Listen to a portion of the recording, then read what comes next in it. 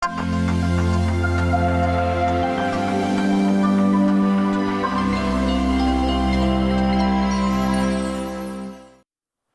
dar galima vieną dalyką norėjau pasakyti, labai trumpą ten.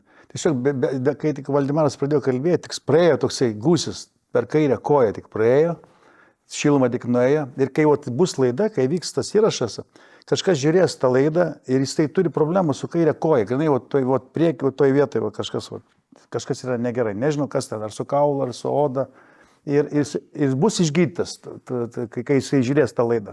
Nes pas mane lygiai tas pats noras buvo pasakyti, va šitoj vietoj, čia ar vidinis organo skausmas, ar kažkas irgi, viešpas kažkaip norėjo paraginti, kad priimk išgydymą.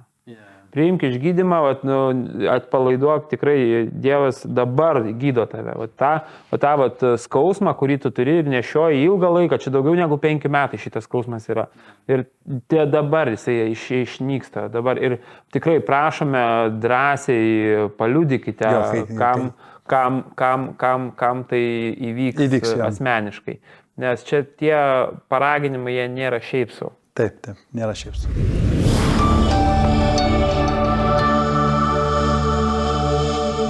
Sveiki, Kanal 10 Lietuva TV žiūrovai. Džiaugiamės jūs matydami sekmadienio liudijimų pietų rubrikoje. Šį kartą turime svečiuose Valdemarą ir Algį. Sveiki. Ir pasikalbėsime trumpai apie Dievo darbus. Valdemaro gyvenime, Algio, tie nuotykiai bendrijoje ir tai, ką Dievas darė. Valdemarai, ar kyla dabar kokia mintis, sakysime, kas pirmas liudijimas Dievo šlovai?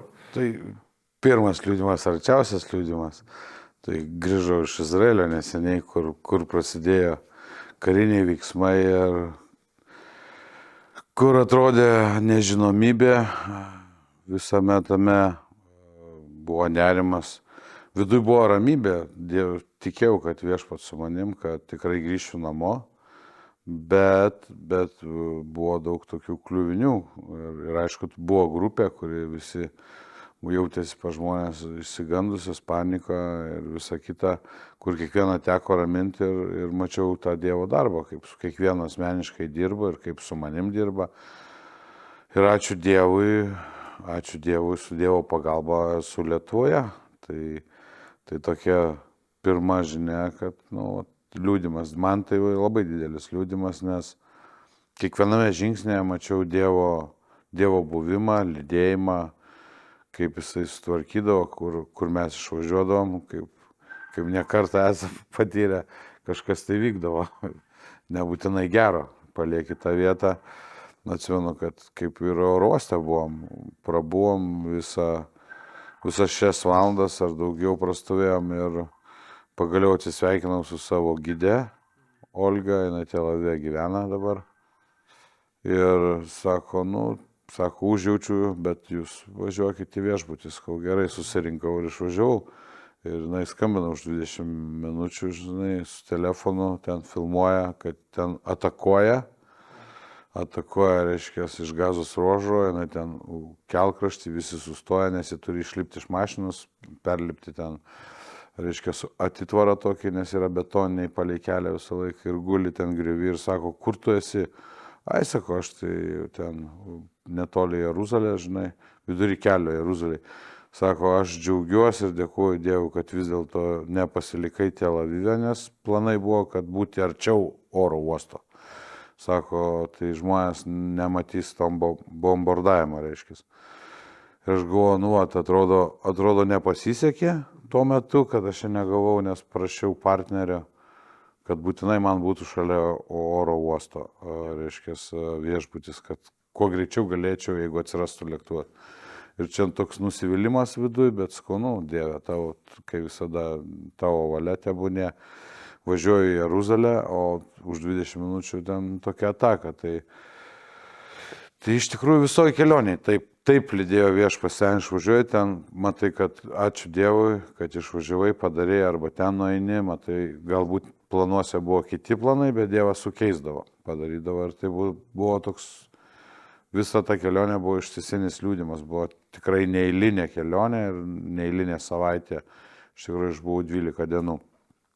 Tai va, o per gyvenimą, aišku, viešpats labai daug yra padaręs stebuklų ir mes, va, kadangi su Algiu daug irgi keliavom per pasaulį, mūsų tokia bendrija veiklių žmonių, kur irgi tenka ir net mūsų tai yra kaip ir pareiga važiuoti ir Dievo kvietimas važiuoti į visas pasaulio. Va, ir dabar kažkaip iš karto iškylo vienas momentas, Algis liudijo apie tavo išgydymą, kaip jis tiesiog pasakė, žodį, kai tu valgiai sriubą ir buvo petis. Va, tu galėtum pasidalinti apie tą liudijimą, kai su pečiu tau buvo išgydymas? Taip, mes važiavome mokymus tarsi su įmonė kartu ir turėjau dar sekančią kelionę į Egiptą, bet nuvykęs, reiškia, slidinėti. Mes slidinėjom Alpėse, tokiam ten garsiam kurorte, kur viena pusė yra Austrai, kita Šveicarija. Ir ten beslidinėdamas, reiškia, į 3 dieną aš ryte pakilau, naktį buvo stiprokas šaltukas ir tiesiog ledu pasidengė kalnai. Ir patirties neturėdamas leidaus. Taip atsitiko, kad ne su tuo keltuku pakilau, ten toks, kaip vadinami, varlininkai arba pradininkai, kur turi keltis. Ir šiaip visą laiką prieš nusileidžiant nuo kalno reikėtų pirmą apšilti. Aš pasikėliau ten į trasą, kur aukščiau ir pradėjau čiuožti ir tik tada išgirdau, kad bandantis sukti, girdžiu, kad traška grinai ledas. Ir aišku, akis buvo pilnos baimės, posūkį, aišku, virtau dideliu greičiu ir ausyse suskambo tas trakštelėjimai visi. Vidury kalno, atsimenu, suvažiavo visi užsieniečiai, ten vieni vokiečiai, italai, ten visi suvažiavo. Ten klausė, ar tau viskas gerai, sakau, viskas gerai, užsidėjau slides, dar sugebėjau šoko būsenai, va toj nučiuožti į poilsio vietą, nučiuožti nuo kalno. Paskui grįžau į viešbutį ir jau grįžę bendrakeleiviai, sakė, nejuokauk, einam pas gydytoją. Tai nutempė, galima sakyti, į traumatologinį, ten padarė nuotrauką rentgeno, daktaro, to chirurgo, traumatologo buvo keista reakcija, sako, ar tu turi finansų, nes, sako, tau reikėtų vykti į mokamą tokią kliniką. Sakiau, tikrai turiu, viskas gerai ir nuvykęs ten išvykau į tą kliniką ir niekaip nelabai supratau, kodėl jisai nekonsultavo ir ten nusiuntė į tą kliniką. Tik ten nuvykęs, išaiškino mane, konsultavo, kad pas mane yra 3 lūžiai. Vienas yra labai stiprus lūžis ir kad jeigu aš judinsiu ranką arba tą tiksliau raumenį, nes aš čia atvykau todėl, kad jie pažiūrėtų, ar nenutrūkę raumenis, reiškia, pasakė, kad su raumenim viskas gerai, bet jeigu pajudinčiau ranką stipriau, tai raumenis gali atplėšti gabalą kaulo ir tada reikės su varžtais, su vinim ten surinkti tą kaulą. Tai aš tokią diagnozę išskridau į Lietuvą ir Lietuvoje mąsčiau, kad turbūt nereikėtų, nors ir aš direktoriaus darbo, kaip sakyti, man neduobės kasti, bet supratau, kad geriau nejuokauti ir kad tą laikmetį ten lankytis pas gydytojus ir kokį mėnesį prabūti namie, kuo mažiau judant, nes man taip rekomendavo. Tai pagalvojau, kad pirmadienį nuvažiuosiu į darbą ir perduosiu, paskirsiu kažką, kas galėtų mane pavaduoti ir nurodymus padaryti. Ir atvažiavęs į darbą, reiškės, už valandas turėjau svečią, tai turėjau kaip tik Algį, brolį Kristuje. Tad net piktelėjau, nes nesupratau, jisai atvažiavo iš tikrųjų pas kitą žmogų, pas mane dirbo darbuotojas toksai, kurį irgi bendrai pažinom, bet aš galvoju, kad jis pas mane atvažiavo.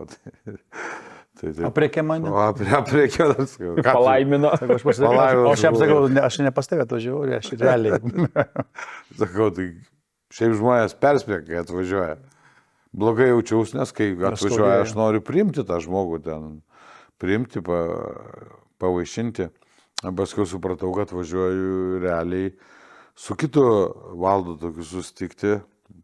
Sutariau, kad gal įmanoma kažkaip tai kažkiek susigražinti, nors jau ten porą dienų iki kelionės.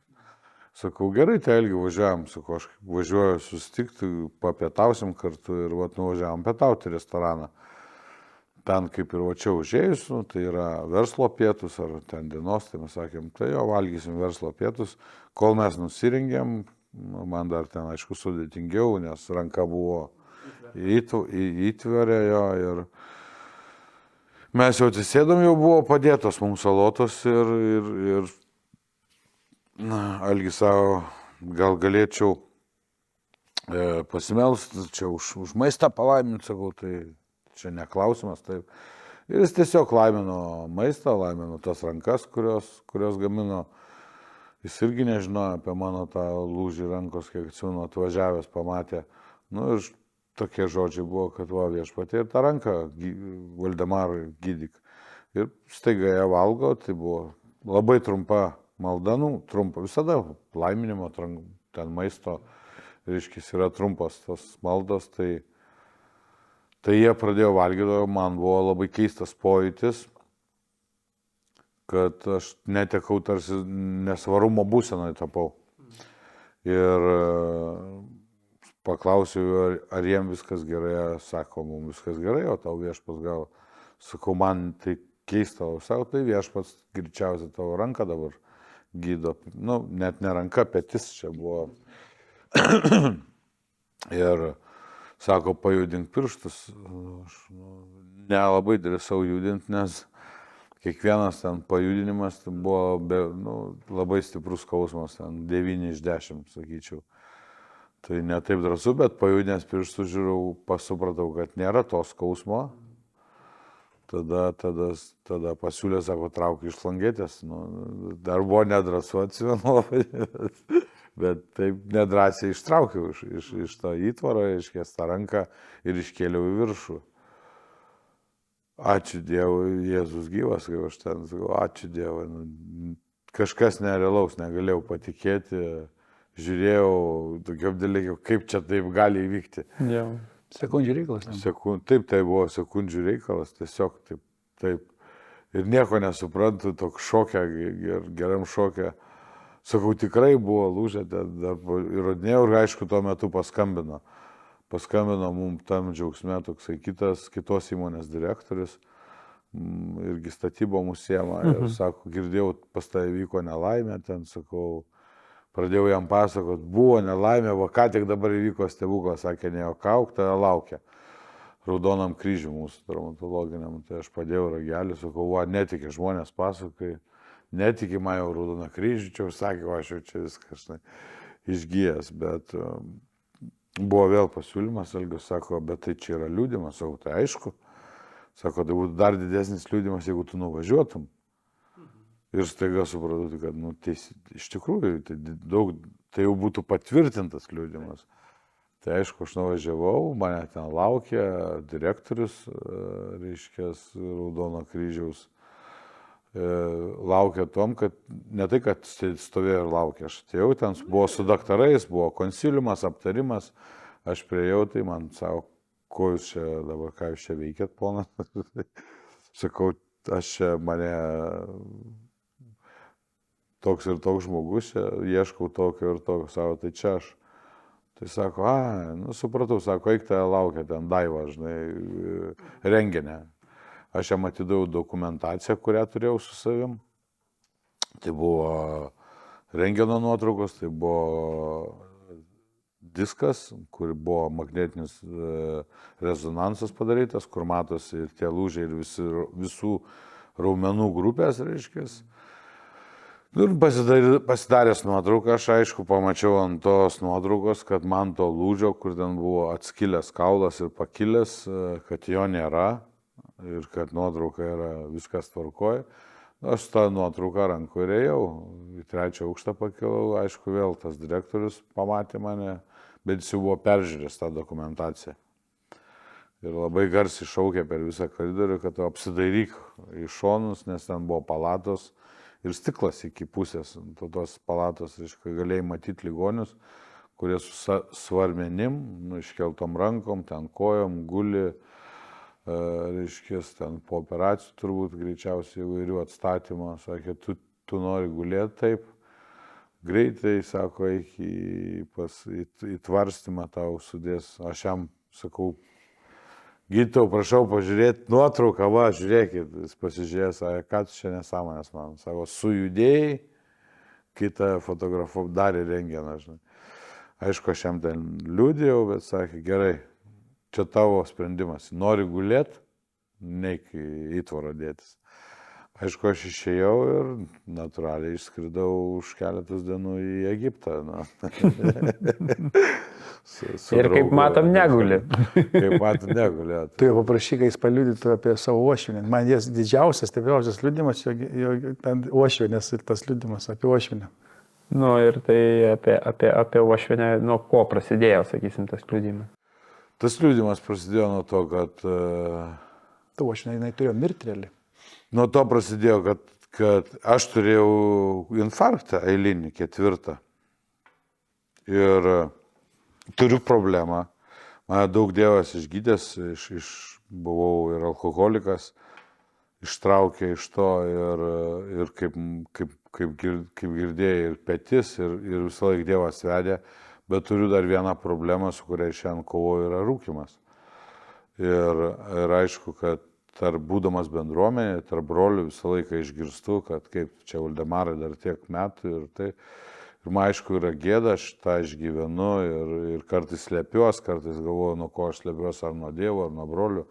Ir vėl atvirai, ir buvo 4. infarktas ir aišku vėl kritikos gavau, kad sako, nu, Dievas tave myli, bet, nu, ar tu nesupranti, kad tu savo kenki pats su tokiais veiksmais. Ir aišku, aš važiavau į reabilitaciją. Tuo metu, kai išvažiavau į reabilitaciją, mano uošvinė irgi ex-uošvinė, nu, sakykim, pirmos žmonos, reiškia, mama gavo insultas ir jinai atsidūrė reanimaciniam. Ir insultas buvo labai stiprus ir ją operavo daug kartų.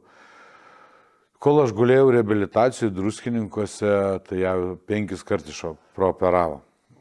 5 kartų prooperavo ir pasakė, kad mes nieko daugiau padaryti negalim, kad prašom važiuoti, visi atsisveikint, visai giminiai. Ir aišku, aš tai žinojau ir man su savo vaikais bendravau visą laiką, klausiau, kaip mama jaučiasi, tai sakė, kad ištisas dienas verkia, meldžiasi, verkia. Nu, aišku, aš irgi buvau toksai, žinai, po infarkto eidavau pasivaikščioti vienas į mišką, maldoje ir klausdavau Dievo, sakau, Dieve, nu tau nėra negalimų dalykų ir broliai mano ten yra teisūs mane kritikuodami ir plakdami, bet tai kaip man mest ir kodėl man tu ten padėti turi, ar tu kodėl neišlaisvini mane iš to rūkymo. Ir sakau, aš jau 4. infarktas, tai arba pasimk, arba daryk, ką nors. Toks pikausi, kaip sakant, grūmiausi, kaip su viešpačiu, žinai. Ir pikau ir visame tame piktyje, klausdamas, sakau, tai pikdamas išgirdau, kad važiuok į Klaipėdą, nes jinai yra klaipėdietė mano uošvinė, melstis už uošvinę. Kai nuskambėjo tas viduj, kažkaip nelabai patikėjau, bet labai įsigandau. Galvau, kad, nu, vat, man jau biški su religija, matyt, protelis pasimaišė. Aš pats numeriau, važiavau už kitą žmogų, kuris jau 5 operacijos ir visi važiuoja atsisveikinti. Važiuok melstis. Nu tai koks viduj turi būti jausmas? Nu, tai aš bėgau greit į viešbutį, nu, nes aš irgi gyvenau ten reabilitacijų viešbutį, parbėgau ir įsijungiau filmus, pradėjau žiūrėti, kad negalvoti apie tą situaciją, nes man buvo ne tiek baisu, bet man baisu buvo, kad man stogas, nu, kad man pavažiavo protelis. ir aš persitempiau greičiausiai. Aš supratau, kad aš persitempiau su tikėjimu, su bendravimu su Dievu, tas ginčas toksai. Ir aš, aišku, nusiraminau turbūt, kitą dieną, aišku, vėl po procedūrų, ėjau vaikščioti ir vaikštau, minkštesnių tonų pradėjau biškeliau, sudėjau, atsargiau. Sakau, Dieve, bet tai vis tiek aš negaliu, aš toks ir toks, aš galų gale, aš krikščionis, ar mane visi mato, o tas rūkimas tai yra man labai blogai, toks, žinai, toksai spiglys, žinai, mano kūne ir visiems kitiems blogai. Ir broliu Elgiu žinau, kad puola į savo, kas čia tavo nariai, žinai, nesvarbu, bet. Ir visada vėl antrą kartą, sako, važiuok į Klaipėdą melstis, už Uošvienę, už Laimutę melstis. Jau tada sakiau, nežinau, sakau, kaip čia taip važiuoti, žinai. Aišku, jau ramiau sureagavau, vis tiek grįžau į tą viešbutį, kur gyvenau, ten draugystės, reiškia, sanatorija, viešbučiai tokie. Ir paskambinau dukrai, sakau, kaip mama, sako, tai va, sako, ryt po ryt žada važiuoti, jau visi atsisveikino. Mama bijo važiuoti, nes, sako, bijo tiesiog, kad neperneš to momento, kada atsisveikinti reikia, žinai, kad ten labai bijo to momento. Sakau, aš žadu rytoj grįžti, jau man irgi išrašo iš tos sanatorijos, sakau, tai gerai, tai pašnekėsim dukra, žinai. O viešpats, sakau, aš galiu važiuoti, aš nebijau, sakau, bet sakau, viešpatė parodyk kokį tai ženklą duok, žinai. Ir grįžau namo, čia, ta prasme, vaikai laukia, turiu antrą žmoną, Kristiną, žinai, laukia. Ir taip įėjau ir ten visi mes džiaugiamės, mane ten sveikina, kad sugrįžus, kaip jaučiuosi. Visame tame skambina, reiškia, mano dukrai, pirmoji žmona ir sako, aš jau pasiruošus, aš galiu turbūt čia važiuojam visi atsisveikinti su močiute. Ir vaikai man sako, gerai, tai padėjo ragelį ir sako, tėti, tai nepyk, bet mes turėsim su mama važiuoti močiutė atsisveikinimas, žinai. Ir mano antra žmona Kristina sako, klausyk, Valdemaro, tu nenori juos, sako, nuvežti, palydėti, sakau, ta prasme. Sako, matai, sako, kaip sunku, žinai, tavo žmona ir aš toks. Aš suprantu, kad čia antras man, kad ne antras, o kad čia Dievo ženklas. Ir aš, kad sakau, palauk, čia, žinai, nieko nežinau, išbėgau, aišku, atlik savo reikaliukus. Grįžau, žinai, sakau, gerai, sakau, tai dukrai, sakau, Liucija, sakau, tai tu mamai dabar pasakysi, kad tėvas čia veža, žinai. Sakau, čia palik man, žinai. Paskambino mamai, sako, tėvas mus veš į ligoninę. Atsisveikinu, tai jinai dar prieštravo, sakė, nieko nežinau, aš tada nevažiuoju, nes tu pavargus, čia 2 savaitės verkiai, be miego, silpna, sakė, turi saugiai nuvežti. Kad pats iš reabilitacijos, tai niekas. Tai, aišku, aš įsėdau į mašiną, sėdom visi, aš ten giesmės pasileidau, ten garsą, mūsų bendrės, tai ten važiuoju toks. Tas džiaugsmas ir toks pripildytas, tokios jėgos pripildytas, dvasios jėgos, tokios šventos dvasios. Atrodo, kalnui toj pasakysi, ten nubėgs, kur reikia, žinai. Tai štai tik tai galėta, gal galit patildyti, man jau galva čia skauda, žinai. Ta šlovinimą, ten patildžiau, žinai, ten, taip. Ir, bet davažiavom, reiškia, į tą geležinkeliečių, ten Klaipėda yra. Ir aišku, pakilom, atėjom tą ligoninę, pakilom, neatsimenu, kelintas aukštas, bet ganėtinai aukštai. Ir ten toks, žiūrau, toks senas dar remontas, likęs nuo sovietmečių, žinai, bet duris tai metrinės, kokia 1,10 m, bet visos atidarytos. Ir kai eini, ten ta visa palata ir matosi, ir aš matau tuos po insulto ligonius, visi su galvom. Bet visi ten negyvi, žinai, tai seilės apibėga ir viskas ten. Ir aš jau eidamas į vieną pusę, į kitą pasižiūrėjau ir supratau, kad čia ne, man blogai. Dingo mano tikėjimas. Galvoju, kokią nesąmonę galėjau dar prisigalvoti, dar patvirtinimą galvoju, ir dar čia paslidau, galvoju. pats numirė čia prieš 3 savaitės su tom cigaretėm ir su to širdim, žinai, prisidirbęs. Atsimenu, priejau prie tos palatos, sako, dukra čia, reiškės, užėjom, tai net, Audronė, žmona savo mamos net pažino, ant tiek ten pasikeitus. Jis šiaip kuda, bet ten buvo, nežinau, griaučiai lygiai ir skura. Aišku, man keista buvo, aš, pirmą kartą realiai tokį ligonį lankiau, žinai, kažkaip man pasirodė keista, kad pusė galvos nėra, žinai. Aš nelabai supratau, sako, čia, nuėmė kaukolę, kada daug operacijų nededa atgal, nes bando, o kaukolė, sako, šaldytuvė, ten padėta. Ir tos man, ta deformacija galvos labai keista, apibintuota, aišku, jinai, kai liepė atvažiuoti atsisveikinant, reiškės, visiems artimiesiems, tai ją atjungė nuo dirbtino, reiškės, palaikymo jo. Jinai neatsigavo ir sako, viskas, čia yra valandų, sako, nežinom, kiek yra valandų, bet jinai neišgyvens. O daugiau operacijų atsisakė daryti, sako, nes nėra prasmės, jinai net neatlaikys, nes mes jau galvojam, kad 5 operacijų neatlaikys. Ir radom tą ir aš kažkaip nežinau, kaip čia dabar pradėtas, tikėjimas tarsi pasitraukė, bet mane išgelbėjo sesutės tokios atėjusios. Kadangi aš jaučiau, kad kvapas yra toj palatoj, ten buvo dar keletas ligonių, tai užėjo sesutė, sakė, prašom visiems išeiti, nes, sako, turime pakeisti, reiškės, nes, ten keičia, jie visi po savim darosi, tai man taip lengviau pasidarė, žinai. Ir aš išėjau ir porą minučių teko 3 ten kokias minutės koridorių pabūt.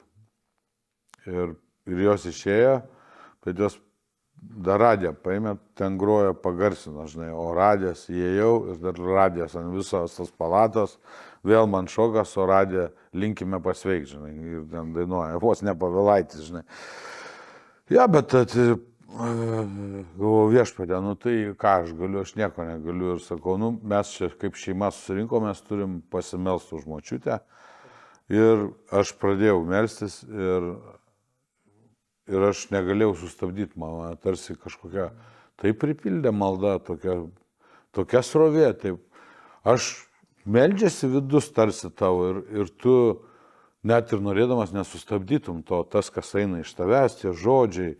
Aš pats klausiausi tų žodžių, man tokie, kaip gražiai pasakyta, kaip tas gražiai, kaip tas, žinai, o tokių žodžių aš kaip ir nelabai žinojau, bet labai protingai čia, žinai, pats stebėjausi savo maldą garsiai, žinai, ir vienu metu aš išgirdau, kad mano žmona rėkia, sako, mama verkia, ką tu, žinai, verkia ašaros, žinai, tai sakau, ko tu šaukijo, tai ką daryti, žinai, sakau, tai nuvalyk, žinai, ta uošvienė, kuri gulėjo be gyvybos ženklų, jinai pradėjo ašaros jai birėti.